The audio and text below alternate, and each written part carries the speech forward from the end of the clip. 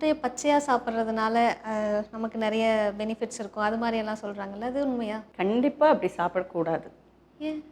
ஏன்னா முட்டையில் வந்து if it is taken raw salmonella டைஃபின்ற பாக்டீரியா இஸ் தேர். ஸோ அந்த இன்ஃபெக்ஷன் வர chances are. Typhi is nothing but typhoid. It leads to typhoid. Salmonella typhi micro organism இருக்கனால we never advise raw eggs.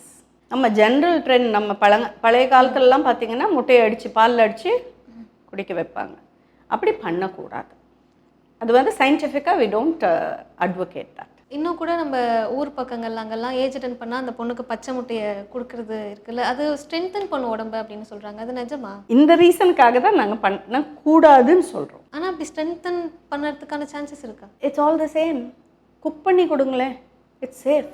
It's as simple as that. Bullseye மாதிரி double fried, slightly double fried eggs அப்படி கொடுங்க. That should be okay.